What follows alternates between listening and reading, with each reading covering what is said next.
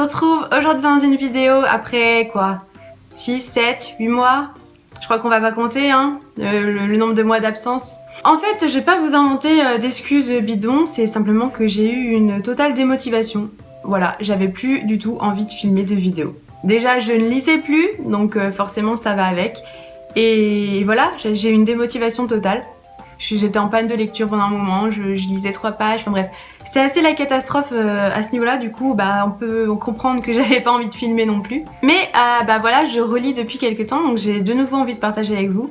C'est revenu, voilà, donc je suis de retour aussi. Après, je vous promets pas non plus une régularité de fou, genre 2 vidéos par semaine, parce que ça sera clairement pas possible déjà au niveau de mon emploi du temps et puis même au niveau de mes lectures, parce que même si je me suis remise à lire, je lis un livre par mois, donc c'est assez peu. Peut-être que le rythme va revenir, le rythme, mais je pense pas que ce sera aussi soutenu qu'avant, donc je tenais déjà à vous préciser ça. Et donc je suis de retour pour un point lecture parce que j'ai 3 livres à vous présenter. Un coup de cœur, une déception et une très bonne lecture. Donc on va commencer tout de suite par le coup de cœur qui est Tornade de Jennifer Brown. Oui, je rentre tout de suite dans le vif du sujet, aucun suspense, c'est lui le coup de cœur. Donc ce livre, je l'ai eu dans le swap avec Lucille, le swap que j'ai posté il y a quelques temps. J'avais très envie de lire ce livre parce que j'avais déjà lu Hate List de Jennifer Brown et j'avais beaucoup aimé ce livre. J'avais beaucoup aimé tout simplement, j'avais envie de retrouver cet auteur et le thème me parlait beaucoup. Parce que j'avais pas lu le résumé, je savais juste que ça allait traiter d'une tornade. Et j'ai adoré ce livre. Voilà, clairement j'ai adoré ce livre. On va sur Jersey, ou Jersey, tout dépend si vous voulez y mettre l'accent ou pas. Personnellement je l'ai mis quand je le lisais dans ma tête, mais après ça n'a pas d'importance. Qui vit dans une petite ville, je ne sais plus où, aux États-Unis. Elle vit avec sa mère, sa sœur et son beau-père. Et un jour, une tornade va frapper sa ville. Et elle sera toute seule, à ce moment-là, dans sa maison, elle sera toute seule. Sa mère sera partie avec sa sœur au cours de danse. Et donc, elle va devoir faire face à cette catastrophe naturelle toute seule. Et ensuite, on va la suivre, on va suivre surtout l'après-tornade, parce que voilà, une tornade, ça ne dure pas 3 semaines non plus. Donc, on va suivre surtout l'après-tornade, comment Jersey va réagir face à ça, qu'est-ce qui va se passer. Et qu'est-ce qui va se passer dans sa vie, surtout parce que vous allez voir que, si vous le lisez ou si vous l'avez lu, ça va totalement chambouler sa vie, ses plans, tout ça. J'ai adoré cette histoire pour diverses raisons. Déjà parce qu'on a plusieurs thèmes qui sont abordés. Donc on a déjà la catastrophe naturelle, personnellement les tornades, les ouragans, tout ça, c'est quelque chose qui me fascine beaucoup, surtout les tornades.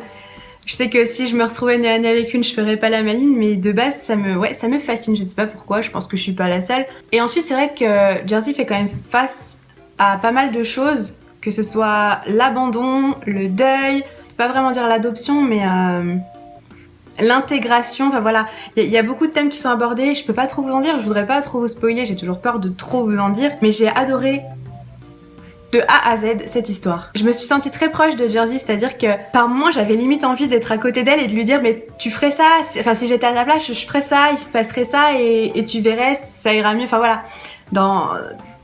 Je me suis sentie très impliquée en fait, on va dire ça comme ça, je me suis sentie bien impliquée dans l'histoire. Qui a validé le coup de cœur, c'est que quelques semaines après, je pensais encore à cette histoire. Moi quand je pense encore à un livre quelques semaines après, c'est que c'est un coup de cœur quoi. Quand j'y pense dans le sens où je revois, j'ai peut-être une imagination un peu trop débordante, mais je revoyais des images entre guillemets de ce que j'avais lu. Je sais pas si c'est très clair ce que je dis, mais du coup, ça a validé clairement que c'était un coup de cœur. Et je vous le conseille clairement. Ensuite, j'ai lu Respire de Anne-Sophie Brasme, je crois que c'est ça. J'ai pas le livre sous la main parce que je l'ai lu en e-book, je l'ai lu sur ma liseuse. J'ai beaucoup lu sur ma liseuse, d'ailleurs ça me fait beaucoup de bien. Et c'est celui-ci, la déception. C'est pas l'histoire en elle-même qui m'a déçue parce que j'ai trouvé que c'était une très bonne histoire, que c'était un thème très intéressant. Parce qu'en fait, je vous fais le topo assez rapidement. Par contre, je me rappelle plus des prénoms, je suis désolée. Donc je sais pas comment je vais vous dire ça. En gros, on a notre personnage principal qui est une jeune fille assez lambda, assez renfermée, c'est-à-dire qu'elle a pas énormément d'amis, c'est pas la fille la plus populaire du monde. Et on a une jeune fille qui va débarquer dans sa classe, une nouvelle. Tout le monde est très attiré par elle, elle a beaucoup de charisme on va dire. Mais cette jeune fille va tout de suite s'intéresser à notre personnage principal. Elles vont se lier d'amitié. Mais cette jeune fille qui vient de débarquer s'avère être... Alors attendez, il y a un nom pour ça, j'ai lu ça l'autre fois, c'est une perverse narcissique, je crois que c'est ça le nom si je vous dis pas de bêtises. C'est-à-dire qu'en fait c'est une personne qui va clairement au début vous valoriser, vous complimenter, limite vous mettre sur un piédestal, truc de fou. Et une fois que vous êtes dans ses filets, et ben elle va totalement vous descendre, vous malmener, peut-être même vous maltraiter physiquement, verbalement, tout ça.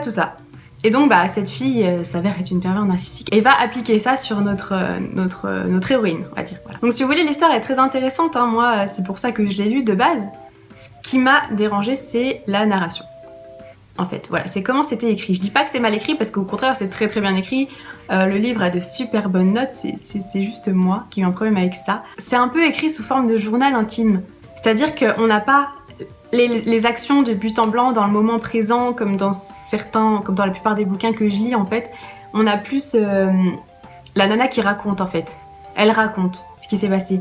Donc on a énormément la psychologie du personnage, on a énormément le ressenti et tout. Et je dis pas que c'est un mal, parce qu'il y en a beaucoup qui ont adoré ça. Mais moi c'est là-dessus que j'ai bloqué. C'est là-dessus que j'ai bloqué parce que j'avais l'impression qu'il y avait des passages qui étaient longs, mais longs, d'un longuet, où en fait il ne se passe rien. Elle nous explique juste. Et voilà, moi j'ai juste eu du mal avec ça. Donc je suis désolée, c'est juste moi qui ai un problème avec ça. Voilà, c'est...